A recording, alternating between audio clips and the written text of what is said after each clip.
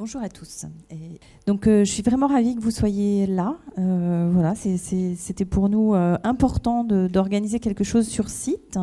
On l'avait fait pour le 17 mars 2020, mais évidemment, ça avait été annulé.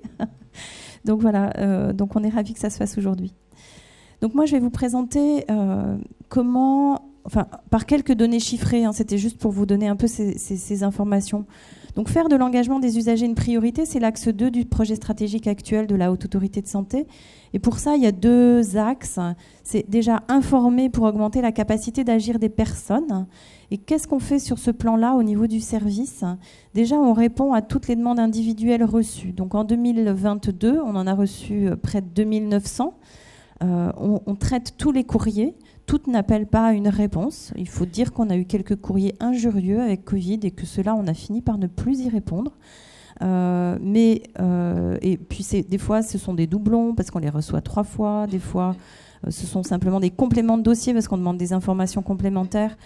Donc, on a envoyé autour de 2100 réponses et on a un délai moyen de réponse qui est de moins d'une semaine. Donc, on estime que c'est relativement correct, ce qui ne veut pas dire que certains ne prennent pas plus de temps parce que l'instruction est un peu plus longue. Donc ça, c'est l'information individuelle aux demandes individuelles des personnes qui nous écrivent.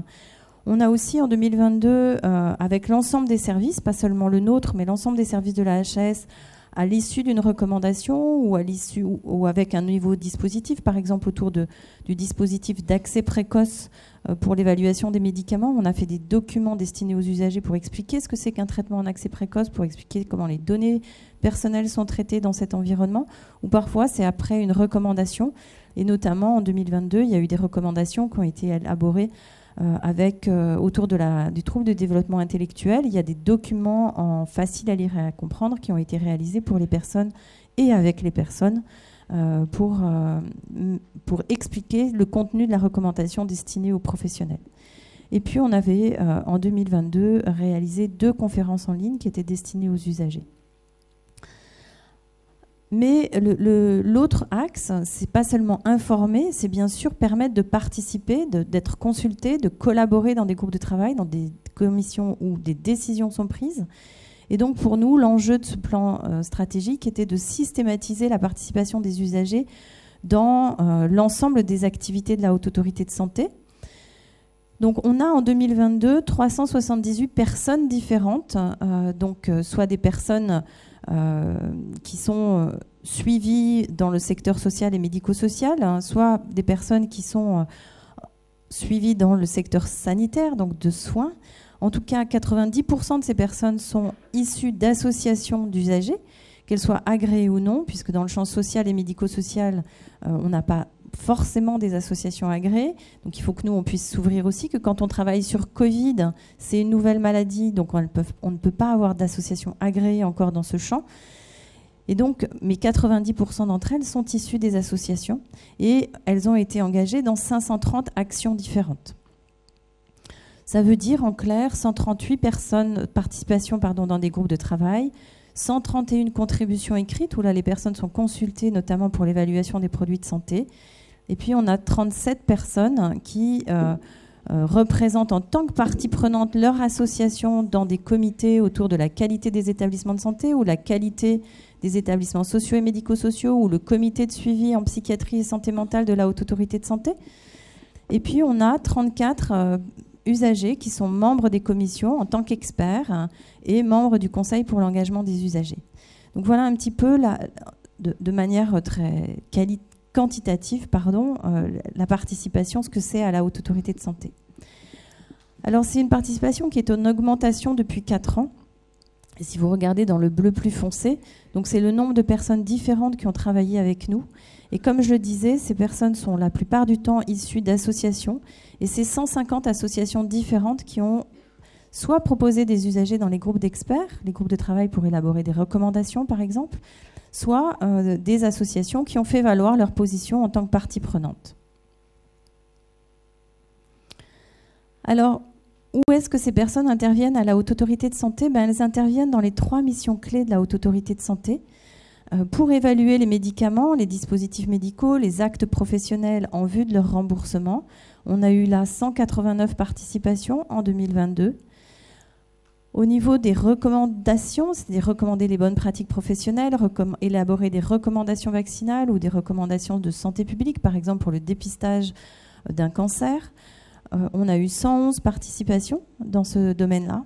Et puis dans la mission qui est mesurer et améliorer la qualité dans les hôpitaux, les cliniques et en médecine de ville ou dans les structures sociales et médico-sociales, on a eu un peu moins de participation que dans les autres secteurs. On en a 67. Mais il faut dire que cette mesure et l'évaluation de cette qualité, d'une part, il y a des participations quand on élabore des indicateurs. Par exemple, quand on élabore un nouveau questionnaire ISATIS que vont remplir les personnes, par exemple, quand elles vont être hospitalisées dans un service de psychiatrie.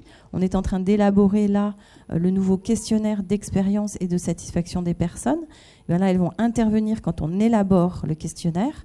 Et puis ensuite, eh bien sûr, il va y avoir des milliers de personnes qui vont être hospitalisées et qui vont pouvoir répondre au questionnaire et apporter des éléments qui seront analysés de manière anonyme par la Haute Autorité de Santé. Et on est en train, dans ce cadre-là, de travailler à aider les établissements à pouvoir analyser les verbatims, donc les commentaires libres des personnes, pour réussir, pour elles, à mettre en place des programmes d'amélioration de la qualité dans leurs établissements.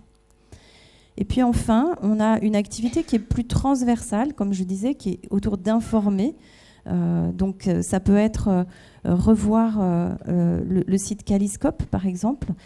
Ça peut être élaborer des documents d'information destinés aux personnes. Ça peut être organiser des webinaires avec nous ou des conférences. Et donc là, on a eu dans ce champ-là 163 participations. Les modalités de participation sont aussi assez nombreuses. On peut les voir, vous pouvez être consulté, donc soit dans un entretien en groupe ou dans un entretien qualitatif individuel. Vous pouvez être consulté par le biais de consultations publiques où on met en ligne un document et on met en ligne un questionnaire pour que les personnes, les parties prenantes en général, puissent répondre. Vous avez aussi des contributions écrites, par exemple pour l'évaluation d'un médicament. On met en ligne quels sont les médicaments qui sont évalués et vous pouvez, votre association plus exactement, peut contribuer pour donner un avis et dans certaines situations, on pourra même vous inviter à être auditionné. Voilà, vous pouvez en tant qu'association saisir la HAS sous deux formes. L'inscription au programme de travail, d'une part, qui en général se situe en fin mai et sur le courant du mois de juin. Et puis, vous avez un droit d'alerte qui a été mis en place en 2016 par la loi Touraine. Et donc, vous pouvez aussi saisir la Haute Autorité de Santé sur des situations qui ont un impact sérieux sur la santé des personnes. On peut mettre en place des conventions avec des parties prenantes. Il faut dire qu'aujourd'hui, c'est quelque chose qu'on a encore assez peu développé, sur lequel on aura peut-être une marge de manœuvre importante dans les 5 années à venir. Mais le plus fréquent, en fait, c'est de collaborer, c'est-à-dire de participer à des groupes de travail, donc élaborer, co-construire avec des professionnels des recommandations qui leur sont destinées. C'est prendre des décisions au sein des commissions, notamment par exemple sur l'accès précoce de médicaments. La commission de la transparence prend des décisions et donc il y a 3 usagers experts des commissions qui vont prendre des décisions avec les autres experts de cette commission. Et puis vous pouvez aussi plus ponctuellement participer à des jurys quand on en organise. Alors, qu'en pensent les participants? On fait tous les ans une enquête. Donc là, vous voyez 378 personnes qui ont participé. On a lancé l'enquête auprès de ces personnes. En 2022, 63 ont répondu. Ce qu'on peut voir, c'est que sur la question « Comment avez-vous perçu votre engagement ?» Est-ce que vous vous êtes senti informé, consulté, actif lors des débats ou actif lors des décisions? Eh bien, très majoritairement, les personnes se sentent actives au cours des débats, un peu moins au niveau des décisions, mais parce qu'il y a moins de personnes dans les instances de décision, moins de commissions. En revanche, ce qui nous semble très intéressant pour nous, en tout cas ce qui est rassurant, c'est que 89% des personnes se sentent à l'aise pour prendre la parole, pour faire connaître leur point de vue et pour participer lors des réunions. Vous nous avez aussi donné des éléments, des points d'amélioration. Et donc, on a cette année tenu compte du fait que vous avez signalé que quand votre parole n'est pas entendue, ce n'est pas tant des membres de la HAS, mais plutôt des autres experts dans les groupes de travail. Et donc là, on a mis en place une formation pour les membres de la HAS pour voilà, pour réaffirmer l'engagement des usagers et puis les outiller un peu plus lorsque effectivement la parole des usagers n'est pas suffisamment entendue par les autres experts du groupe. Vous avez, pour certains, signalé que la plateforme pour les billets de train était complexe ainsi que le dossier administratif. Et là, il y a une simplification du dossier administratif qui est en cours. Et puis, vous avez été plusieurs à nous signaler que lorsqu'on vous rémunère, parce que les personnes qui travaillent avec nous dans les groupes de travail et les commissions sont payées comme les autres experts, eh bien, ça peut entraîner des suspensions de droits pour certains d'entre vous. Et donc, c'est quelque chose sur lequel nous n'étions pas conscients et sur lequel, effectivement, c'est une question qui a été prise en compte dans le guide pour la reconnaissance sociale dont on vous parlera tout à l'heure. Voilà, je vous remercie pour ce temps de présentation.